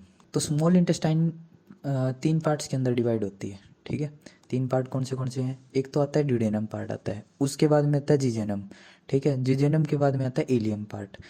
तो जो ड्यूडेनम होता है वो स्टमक से, और जो ये कोइल्ड स्ट्रक्चर आता है यहाँ तक का पार्ट होता है, यानी कि ये वाला पार्ट। उसके बाद में जो जहाँ पे सबसे ज़्यादा कोइलिंग होती है जो जिजेनम के अंदर होती है, जिसको हिंदी के अंदर मध्यांतर बोलते हैं, इसको ग्रहणी बोलते हैं, और इसको बोलते हैं शोषांत्र। ठीक है, तो यहाँ पे क्या होता है, जुजेनम पार्ट जो कि सबसे ज़्यादा कोइलिंग होती है। उसके बाद में आता है इलियम पार्ट। ठीक है, ये जैसे इसके अंदर दिखा रखा है। और जो ये हमारी जो स्मॉल इंटेस्टाइन होती है, इसकी अगर ऐसे लेयरिंग देखें तो इसके अंदर एक तो म्यूकोसा लेयर होती है, एक सब म्यूकोसा लेयर होती है, एक होता है ल्यूमेन। ठीक है, ल्यूमेन अंदर वाली लेयर होती है। जो ल्यूमेन होता है ना, उस ल्यूमेन के अंदर विलाई नाम की ऐसी ऐसी फिंगर लाइक स्ट्रक्चर होती हैं, हेयर लाइक स्ट्रक्चर होती हैं। और ये हेयर लाइक स्ट्रक्चर क्या करती हैं, एक तो जो पूरी जो ये हमारी स्मॉल इंटेस्टाइन होती है इसके अंदर सरफेस एरिया बढ़ाने का काम करती हैं, ताकि क्या हो सके, सब ज़्यादा से ज़्यादा फूड को एब्जॉर्ब किया जा सके। ठीक है, और इनके ये जो है, इनको अगर मैं थोड़ा सा और आपको डिटेल के अंदर बताऊँ तो इनके अंदर क्या होते हैं, हेयर लाइक स्ट्रक्चर प्रेजेंट होते हैं इनके ऊपर। जो ये फिंगर लाइक स्ट्रक्चर होती है इनके ऊपर छोटे छोटे हेयर लाइक स्ट्रक्चर प्रेजेंट होते हैं। ठीक है, उसके बाद में क्या होती है, इनके अंदर विलाई के ऊपर माइक्रोविलाई होते हैं जो हेयर लाइक स्ट्रक्चर होते हैं इनके अंदर। और ये क्या करती हैं, जो फूड अब डाइजेस्ट हो चुका है यानी कि कॉम्प्लेक्स फूड से बिल्कुल स्मॉल पार्टिकल्स के अंदर कन्वर्ट हो चुका है, वो इन्हीं माइक्रोविलाइज के थ्रू क्या होता है, एक विलाई होती है, विलाई के अंदर माइक्रोविलाई के थ्रू क्या होता है, एब्जॉर्ब किया जाता है। ठीक है, वो एब्जॉर्ब होने के बाद में हमारी ब्लड वेसल्स के अंदर क्या कर दिया जाता है, ब्लड कैपिलरीज ब्लड वेसल्स के अंदर क्या कर दिया जाता है, भेज दिया जाता है। और उसके बाद में जो जो जिस भी न्यूट्रिशन की जहाँ पे ज़रूरत होती है तो फुल बॉडी के पास में वो सप्लाई कर दिया जाता है यहाँ से। ठीक है, ये जैसे जैसे हम सर्कुलेटरी सिस्टम में पढ़ेंगे इन सब के बारे में कि किस चीज़ का कहाँ पे कैसे होता है, तो वो ज़्यादा डिटेल में वहीं पे पढ़ेंगे। ठीक है, अभी आप इतना समझ लो कि जो माइक्रोविलाई होती है वो ये सारा जो फूड मटेरियल जो एब्जॉर्ब हो चुका है वो इसने कहाँ पे सप्लाई कर दिया, ब्लड वेसल्स के पास में सप्लाई कर दिया। ठीक है, और ये जो होती हैं ड्यूडेनम की हम अगर बात करें तो ये यू शेप होती है, देखो जैसे ये यू शेप होती है कुछ ऐसी ऐसी। ठीक है, और जो ये यू शेप होती है इनके अंदर क्या होती हैं, बर्नर सेल्स होती हैं। ठीक है, क्या होती हैं, बर्नर सेल्स होती हैं। इसके अंदर क्या होता है, एंजाइम होते हैं कुछ। सबसे पहला एंजाइम तो होता है इरेप्सन। कौन सा होता है, इरेप्सन। ठीक है, उसके बाद में जो दूसरा आता है माल्टोस, माल्टेज भी बोल देते हैं इसको। उसके बाद में आता है अपना सुक्रोस। उसके बाद में आता है लैक्टेज। लैक्टेज के बाद में आता है लाइपेज। ये सब एंजाइम क्या होते हैं, इसके अंदर ड्यूडेनम के अंदर होते हैं, प्रेजेंट होते हैं। अब बारी बारी इन सब के काम पढ़ लेते हैं। सबसे पहला तो है इरेप्सन। इरेप्सन क्या होता है, जो जितना भी प्रोटीन अब बच चुका है जो अभी डाइजेस्ट हुआ नहीं है, ठीक है, जो इरेप्सिन है वो अभी जो प्रोटीन बचा हुआ है जो अभी डाइजेस्ट नहीं हुआ है उस प्रोटीन को अमीनो एसिड्स में कन्वर्ट कर देता है। किस में कर देता है, अमीनो एसिड के अंदर कन्वर्ट कर देता है। बात समझ में आ गई इतनी, सबसे पहला काम ये होता है। उसके बाद में आता है माल्टोस। माल्टोस क्या करता है, ये जो ग्लूकोज है, माल्टोस जो होती है बॉडी के अंदर, ठीक है, माल्टोज को ग्लूकोज के अंदर माल्टेज जो एंजाइम है वो माल्टोज को ग्लूकोज के अंदर कन्वर्ट कर देता है। आगे बात समझे। इसके बाद देखते हैं कि सुक्रोज क्या काम करता है। सुक्रोज क्या करता है, सुक्रेज एंजाइम का नाम है। सुक्रोज, सॉरी सुक्रोज नहीं होता, ये माल्टोज नहीं होता, माल्टेज होता है, ये सुक्रेज होता है। ठीक है, जो कि ये माल्टेज तो माल्टोज को कन्वर्ट कर देता है ग्लूकोज के अंदर, और जो ये सुक्रेज है ये सुक्रोज को कन्वर्ट कर देता है किसके अंदर, ग्लूकोज के अंदर। ठीक है, उसके बाद में आता है लाइपेज। ठीक है, उसके बाद में क्या आता है, लाइपेज। लाइपेज क्या काम करता है, ये जो इमल्सिफाइड जो फैट होती है उसको किसके अंदर कन्वर्ट कर देता है, फैटी एसिड के अंदर। इमल्सिफाइड जो फैट होती हैं उसको कन्वर्ट कर देता है किसके अंदर, ग्लिसरीन के अंदर। उसके बाद में आता है लैक्टोज। लैक्टेज क्या करता है, लैक्टेज एंजाइम जो है वो लैक्टोज को ग्लूकोज के अंदर कन्वर्ट कर देता है। ठीक है, तो ये सारे क्या हो गए, इन सभी हॉर्मोन्स के काम हो गए। इरेप्सिन तो जो है अमीनो एसिड के अंदर कन्वर्ट कर देता है, जो प्रोटीन बचा उसको, जो प्रोटीन डाइजेस्ट नहीं हो पाए उसको अमीनो एसिड के अंदर कन्वर्ट कर देता है। माल्टेज जो है वो माल्टोज को ग्लूकोज के अंदर कन्वर्ट करता है। सुक्रेज जो है सुक्रोज को ग्लूकोज के अंदर कन्वर्ट करता है। लाइपेज जो एंजाइम है, लाइपेज क्या करता है, इमल्सिफाइड जो फैट होती है उसको ग्लिसरीन के अंदर और जो ग्लिसरीन और ग्लिसरीन के अलावा जो फैटी एसिड है उसके अंदर कन्वर्ट कर देता है। ठीक है, इमल्सिफाइड फैट को फैटी एसिड में कन्वर्ट कर देता है। और उसके बाद में आता है लैक्टेज। लैक्टेज क्या करता है, लैक्टोज को ग्लूकोज के अंदर कन्वर्ट कर देता है। ठीक है, ये सभी क्या हो गए, काम हो गए इन सभी एंजाइम्स के, जो कि कहाँ पे मौजूद होते हैं, कहाँ पे प्रेजेंट होते हैं, हमारे ड्यूडेनम के अंदर प्रेजेंट होते हैं। इसमें से जो बिल्कुल इंपॉर्टेंट होते हैं वो 3 एंजाइम होते हैं, 3 टाइप के हॉर्मोन्स होते हैं। ठीक है, अब वो कौन से होते हैं उनका भी डिस्कशन कर लेते हैं। जो ट्रिप्सिन है, ठीक है, कौन सा है, ट्रिप्सिन। ट्रिप्सिन जो है ये प्रोटीन को पॉलीपेप्टाइड के अंदर कन्वर्ट कर देते हैं, तो ये सबसे इंपॉर्टेंट है। उसके बाद में आता है अमाइलेज। अमाइलेज क्या करता है, जो हमारी बॉडी के अंदर स्टार्च है, ठीक है, जो हमारी फूड के अंदर जो स्टार्च है उस स्टार्च को शुगर के अंदर कन्वर्ट कर देता है। किसके अंदर कन्वर्ट कर देता है, शुगर के अंदर। जो हम ग्रीन वेजिटेबल्स वगैरह खाते हैं, कोई वेजिटेबल वगैरह खाते हैं तो उनके अंदर स्टार्च होता है, उस स्टार्च को शुगर के अंदर कन्वर्ट करने का काम कौन करता है, एमाइलेज करता है। कौन करता है, एमाइलेज। उसके बाद में आता है लाइपेज। लाइपेज क्या करता है, इमल्सिफाइड जो फैट होती है उसको ग्लिसरीन और फैटी एसिड के अंदर कन्वर्ट करने का काम करता है। तो मैंने 3 बताए, एक तो बताया ट्रिप्सिन। ट्रिप्सिन क्या करता है, प्रोटीन को पेप्टोन के अंदर और या फिर पॉलीपेप्टाइड के अंदर या फिर अमीनो एसिड के अंदर कन्वर्ट करने का काम करता है। उसके बाद में आता है अमाइलेज। अमाइलेज क्या काम करता है, जो स्टार्च होती है फूड के अंदर, उस स्टार्च को शुगर के अंदर कन्वर्ट करने का काम करता है, जिसको हिंदी के अंदर शर्करा भी बोलते हैं। और उसके बाद में आता है लाइपेज। लाइपेज क्या करता है, इमल्सिफाइड फैट होती है उसको ग्लिसरीन के अंदर और फैटी एसिड के अंदर कन्वर्ट करने का काम करती है। तो ये जितना भी काम हो रहा है ये हो रहा है ड्यूडेनम के अंदर, ठीक है। क्योंकि सारी जो है लीवर है, हमारा स्टमक है, उसके बाद में हमारा जो पैनक्रियाज है, वो सभी जो जूस सिक्रीट हुए हैं, एंजाइम्स जो सिक्रीट हुए हैं, वो सभी ड्यूडेनम के अंदर ही आए हैं। कोलेक्टिंग डक्ट होगी है यहाँ पे एक ड्यूडेनम, तो इसके अंदर ये सभी एंजाइम इन सबको डाइजेस्ट करने का काम करेंगे, ठीक है। जो लास्ट में जो एंजाइम सिक्रेशन होता है वो करता है पैनक्रियाज। पैनक्रियाज का जो कंप्लीट डाइजेस्टिव जूस बोलते हैं, ठीक है, एंजाइम बोलते हैं, तो वो सिक्रेट होता है ड्यूडेनम के अंदर। अब ये सब काम यहाँ पे हो रहा है। उसके बाद में जो फूड है वो जाता है जिजेनम के अंदर। इसके अंदर क्या होता है, ये 2.5 मीटर, कितनी लंबी होती है, 2.5 मीटर लॉन्ग एक पूरी ट्यूब होती है, ठीक है। इसकी जो लेंथ होती है ये तो होती है 2.5 मीटर, और जो इसकी जो विड्थ होती है यानी कि जो ये चौड़ाई होती है ये होती है, ये यहाँ से और यहाँ तक ये होती है 4 सेंटीमीटर, ठीक है।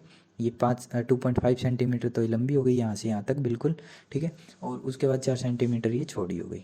अब जो इसके अंदर जो फूड हाफली डाइजेस्ट हुआ है, ठीक है, इसको बोलते हैं काइम। क्या बोलते हैं, काइम, CHYME, काइम बोलते हैं। जो फूड अभी हाफ डाइजेस्ट हुआ है, सही से डाइजेस्ट नहीं हो पाया है, ठीक है।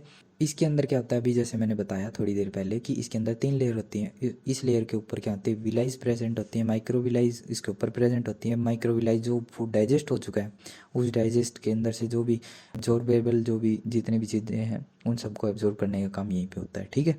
और ये माइक्रोविलाई होती हैं और विलाइज होती हैं, ये सरफेस एरिया इंक्रीज करने का काम करती है ताकि फूड इनके कांटेक्ट में ज़्यादा से ज़्यादा रहे और ज़्यादा से ज़्यादा एब्जॉर्प्शन हो सके। उसके बाद में ये तो यहाँ पे जो जिजेनम के अंदर चलता है, एब्जॉर्प्शन का काम चलता है, ठीक है। एब्जॉर्प्शन का काम यहीं पे चलता है। फूड डाइजेस्ट हो चुका है, अब जो बचा हुआ फूड है वो सारा यहीं पे एब्जॉर्ब होता है, ठीक है। उसके बाद में जो फूड जाता है वो जाता है इलियम के अंदर। इलियम के अंदर क्या होता है, ये होती है ये वाला रीजन, ये देखो ये वाला रीजन होता है 3.5 मीटर लॉन्ग। कितना होता है, 3.5 मीटर लॉन्ग होता है, ये 2.5 मीटर लॉन्ग होता है। अब ये जो रीजन है, ये जितना भी फूड बच गया यानी कि जो ये जिजेनम के अंदर नहीं एब्जॉर्ब हो पाया वो यहाँ पे एब्जॉर्ब हो जाता है, ठीक है। उसके बाद में जो फूड है वो चला जाता है हमारी लार्ज इंटेस्टाइन के अंदर।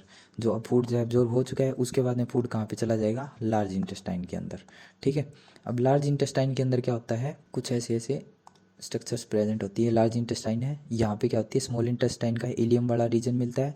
उसके बाद में ये रीजन होता है अपेंडिक्स का। अपेंडिक्स के बारे में आपको थोड़ा सा बता देता हूँ। अपेंडिक्स के अंदर क्या होते हैं, माइक्रो बैक्टीरिया होते हैं, जो कि पुराने टाइम पे यूज़ होता था ये ऑर्गन हमारी बॉडी का, लेकिन आजकल इसका कोई यूज़ नहीं होता है, ठीक है।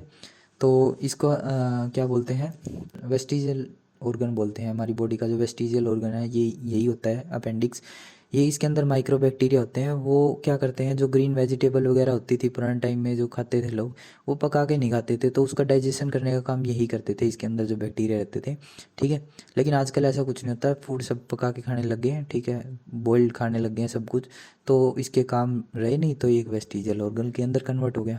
और जो ये जो पूरी जो होती है इसकी लेंथ होती है 6 सेंटीमीटर लॉन्ग, यानी कि सिक्कम रीजन आता है, इसके भी 3 रीजन है, ठीक है। ये जो रीजन है ये देखो, ये यहाँ से यहाँ तक इसको बोलते हैं सिक्कम रीजन। उसके बाद में आता है अपना ये वाला, ये आता है हमारा सिक्कम रीजन, जो कि क्या होता है 6 सेंटीमीटर लॉन्ग होता है, ठीक है, बिल्कुल पाउच के टाइप का सा होता है एक ये। अपेंडिक्स क्या करती है, इसको क्लोज करने का एक एंडिंग जो होती है इसको क्लोज करने का काम करती है, बस एक ये देख सकते हैं हम इसका फ़ायदा यहाँ पे। बाकी एक वेस्टिजियल ऑर्गन की तरह काम करता है। तो इलियम ने जो है फूड यहाँ पे ओपन हुआ। अब यहाँ पे भी एक वाल्व होती है जो कि जो फूड आगे जा चुका है उसको बैक फ्लो से रोकती है, ठीक है, जो बैक फ्लो ना हो पाए। उसके बाद में आता है कोलन पार्ट, ये वाला पार्ट जिसको हम बोलते हैं कोलन पार्ट। कोलन पार्ट क्या होता है, पूरी लार्ज इंटेस्टाइन का सबसे लंबा पार्ट यही होता है, ये वाला रीजन। ये लंबा कितना होता है, 1.3 मीटर लॉन्ग होता है। अब जो ये वाला रीजन था ये 6 सेंटीमीटर लॉन्ग है, ये वाला जो रीजन है 1.3 मीटर लॉन्ग होता है। अब इसके अंदर क्या होता है, ये जो है पूरी बॉडी के अंदर से जो डाइजेस्टिव सिस्टम से जो फूड आया है, ठीक है, उस फूड का वाटर एब्जॉर्प्शन का काम जो है इसी के अंदर होता है, लार्ज इंटेस्टाइन के अंदर। यहाँ पे होते हैं इलियोसिकल वाल होती हैं, ठीक है, जो कि फूड के बैक फ्लो को रोकती हैं, ठीक है। इसके अंदर मेन काम यही है लार्ज इंटेस्टाइन के अंदर की वाटर एब्जॉर्प्शन का काम होता है। उसके बाद में आता है रेक्टम। ये लार्ज इंटेस्टाइन का बिल्कुल लास्ट पार्ट होता है, ये वाला पार्ट देखो, ये वाला पार्ट यहाँ पे। अब फूड आ चुका है यहाँ पे, ठीक है। अब ये आता है रेक्टम पार्ट। रेक्टम पार्ट के अंदर क्या होता है, जो भी अब फूड डाइजेस्ट हो चुका है, वाटर उसके अंदर से एब्जॉर्ब हो चुका है, अब वो जाके कलेक्ट हो जाता है रेक्टम के अंदर। अब जो ये रेक्टम है, ये 10 से 15 सेंटीमीटर लंबी एक पाउच लाइक स्ट्रक्चर होती है। और जो ये अब जो वेस्ट बॉडी के अंदर आया है उसको कलेक्ट करने का काम करती हैं। अब इसके अंदर दो टाइप के अमीनो एसिड पाए जाते हैं, ठीक है। इसके अंदर कौन से अमीनो एसिड होते हैं, दो अमीनो एसिड्स होते हैं। कौन से होते हैं, एक तो होता है इंडोल, दूसरा होता है स्केटोल। अब जो हमारा वेस्ट मटेरियल होता है उसी के अंदर क्या होता है, ये दो अमीनो एसिड होने की वजह से, उसी की मौजूदगी की वजह से हमारी जो वेस्ट मटेरियल है उसके अंदर से क्या आती है, स्मेल आती है। ये ध्यान रखना आप कि दो अमीनो एसिड्स होते हैं, इन्हीं की वजह से हमारे जो वेस्ट मटेरियल होता है उसके अंदर स्मेल आती है। और जो यहीं से है, रेक्टम के अंदर से ही न्यूरो रिसेप्टर प्रेजेंट होते हैं इसी के पास में। मैं यहाँ पे एक एनिमेशन डाल दूंगा रेक्टम पार्ट की, पता लग जाएगा। न्यूरो रिसेप्टर्स होते हैं यहाँ पे, वो क्या करते हैं, माइंड के पास में सिग्नल भेजते हैं कि अभी रेक्टम जो है वो फुल हो चुका है, इसको खाली करने की ज़रूरत है। तो उसके बाद में क्या करता है, एनएस का काम बचता है। अब एनएस के अंदर क्या होता है, एनएस की जो ऑलमोस्ट 1 इंच तक लॉन्ग होती है ये, ठीक है, 1 इंच। इसका जब मेन फंक्शन है वो यही होता है, जो हमारी बॉडी के अंदर जो वेस्ट पार्ट होता है उसको रिमूव करना हमारी बॉडी के अंदर। और जो ये है हमारे डाइजेस्टिव सिस्टम का बिल्कुल लास्ट पार्ट है। यहाँ से क्या हुआ, अब जो हमारा वेस्ट मटेरियल है, फूड डाइजेस्ट हो चुका है, एब्जॉर्ब हो चुका है, और वेस्ट मटेरियल अब यहीं से बाहर आ जाता है। अब हम इससे जुड़ी हुई कुछ डिजीज़ के बारे में देख लेते हैं। सबसे जो पहली डिजीज़ आती है वो आती है वोमिट। वोमिट क्या होती है, एक ऐसी डिजीज़ होती है जो शरीर के अंदर कोई ऐसी चीज़ खा लेते हैं हम कई बारी, तो उसको हमारी बॉडी खुद रिमूव करती है, जो हमारी बॉडी पचा नहीं सकती, डाइजेस्ट नहीं कर सकती, उसको बाहर निकाल देती है। तो उसी प्रोसेस को बोलते हैं वोमिटिंग, ठीक है। उसके बाद में आता है डायरिया। डायरिया बोलते हैं, लूज मोशन भी बोल देते हैं जिसको, ठीक है। और ये क्या होता है, पानी के कम एब्जॉर्प्शन की वजह से क्या होता है, डायरिया की डिजीज़ होती है, लूज मोशंस होते हैं, यानी कि डिसफंक्शनिंग ऑफ लार्ज इंटेस्टाइन बोल सकते हैं। उसकी वजह से डायरिया की डिजीज़ होती है, लूज मोशंस होते हैं। या फिर कई बार हो सकता है इसके अंदर कोई बैक्टीरियल इन्फेक्शन हो गया हो, या कोई वायरल इन्फेक्शन भी हो सकता है, उसकी वजह से भी ये कई बार हो जाते हैं। उसके बाद में आता है कॉन्स्टिपेशन। कॉन्स्टिपेशन के अंदर क्या होता है, अगर हमारी जो लार्ज इंटेस्टाइन है उसने वाटर को ज़्यादा एब्जॉर्ब कर लिया है, तो उसकी वजह से क्या हो जाता है, कॉन्स्टिपेशन हो जाता है, और वेस्ट मटेरियल को बाहर निकालने में काफ़ी ज़्यादा परेशानी का हमको सामना करना पड़ता है। उसके बाद में आता है इंडाइजेशन और फूड पॉइजनिंग। ये दोनों एक ही डिजीज़ के नाम हैं, फूड पॉइजनिंग और इंडाइजेशन। इसके अंदर क्या होता है, हमने जो चीज़ खाई है वो डाइजेस्ट नहीं हो पाती, और जो हमारा जो पेट है वो पूरा दिन भरा भरा सा हमको लगता है। और ये जो मोस्ट ऑफ होती हैं, जितनी भी हम मसालेदार चीज़ें खाते हैं या फिर तली हुई चीज़ें खाते हैं, उनकी वजह से हो जाता है। उसके बाद में आता है जिसको हम बोलते हैं बवासीर, हेमोरॉइड्स बोलते हैं इसको। ये क्या होती हैं, जो हमारे रेक्टम होता है उसकी जो वेसल्स होती हैं, साइडों के अंदर जो वेसल्स होती हैं, उन वेसल्स की डिसअरेंजमेंट हो जाती है, यानी कि वो अच्छे से अरेंज नहीं पाती, वो किसी भी तरीके से बॉडी के किसी एक्टिविटी की वजह से ऊपर नीचे हो जाती हैं, पेन बहुत ज़्यादा होने स्टार्ट हो जाता है, उसी को बोलते हैं, ठीक है। उसके बाद में क्या होता है, लीवर सिरोसिस, ठीक है। लीवर सिरोसिस के अंदर क्या होता है, लीवर के जो बाहर का भाग है, जैसे हमने देखा था लीवर कुछ ऐसा ऐसा होता है, ठीक है, ये ऐसे ऐसे। तो लीवर का जो ये आउटर मोस्ट पार्ट है, ये क्या हो जाता है, टाइट होना स्टार्ट हो जाता है, और जो लीवर है वो हमारा काम करना बंद कर देता है। और जो ये मोस्ट ऑफ तो होता है, जो लोग ड्रिंक करते हैं, ज़्यादा ड्रिंकिंग की वजह से होता है। अगर किसी को हेपेटाइटिस बी है या सी है, या फिर कोई अदर वायरल डिजीज़ है, तो उसकी वजह से भी हो सकता है ये। और इसका जो इलाज है वो और कोई दूसरा इलाज नहीं है, इसको हम ट्रांसप्लांट करके ठीक करवा सकते हैं लीवर को, ट्रांसप्लांट ही इसका इलाज है। उसके बाद में आता है पेचिस, जिसको हम बोलते हैं डिजेंट्री, ठीक है। डिजेंट्री डिजीज़ हो जाती है। इसके अंदर क्या होता है, हमको कॉन्स्टिपेशंस होती हैं, फीवर होता है, और वोमिटिंग होती है, और ये कुछ ऐसी ऐसी चीज़ें सिम्टम्स जो हैं इसके अंदर दिखाई देते हैं। और ये क्या होता है, इन्फेक्शन की वजह से हमारी बॉडी के अंदर देखने को मिलता है, जो हमारी एलिमेंट्री कैनाल के अंदर इन्फेक्शन हो जाता है, उसकी वजह से होता है। उसके बाद में आता है कोलेरा, ठीक है, जिसको हम हैजा भी बोलते हैं, इसको पेचिस बोलते हैं। कोलेरा क्या होता है, ये क्या होता है, बैक्टीरियल इन्फेक्शन है ये हमारी बॉडी के अंदर। जब भी हम कोई भी